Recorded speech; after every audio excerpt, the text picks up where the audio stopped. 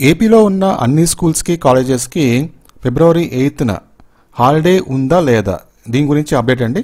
So ఎందుకు ఇప్పుడు ఈ టాపిక్ వచ్చిందంటే కనుక రీసెంట్గా తెలంగాణ గవర్నమెంట్ ఫిబ్రవరి 8న అన్ని స్కూల్స్కి కాలేజెస్కి అంటే అన్ని ఎడ్యుకేషన్ ఇన్స్టిట్యూషన్స్కి ఆ రోజు హాలిడే డిక్లేర్ చేసింది. సో ఎందుకు తెలంగాణ గవర్నమెంట్ హాలిడే డిక్లేర్ చేసింది, మనకు హాలిడే ఇచ్చారా లేదా ఈ వీడియోలో మనం తెలుసుకుందాం. వీడియోని పూర్తిగా చూడండి. అలాగే ఇలాంటి అప్డేట్స్ మీకు ఎప్పటికప్పుడు కావాలి అనుకుంటే మన ఛానల్ తప్పకుండా సబ్స్క్రైబ్ చేసుకోండి, సపోర్ట్ చేయండి.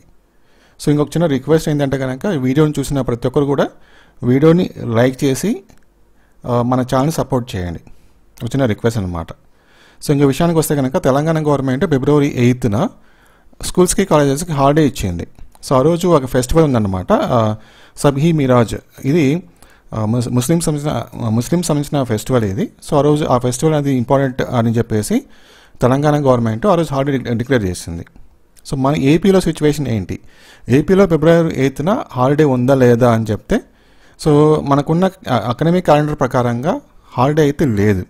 సో ఆ రోజు యాజ్ యూజువల్గా వర్కింగ్ డే అయితే ఉంటుంది.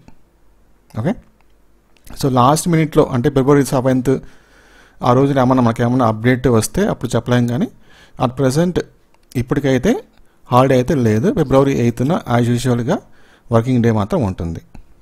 చూద్దాం మరి ఆ రోజు ఏపీ గవర్నమెంట్ కూడా హాలిడే ఏమైనా డిక్లేర్ చేస్తుండలేదా అని చెప్పేసి. సో మీకు హాలిడే కావాలనుకుంటే కనుక వీడియో కింద కామెంట్ సెషన్లో షేర్ చేసుకోండి. Thank you.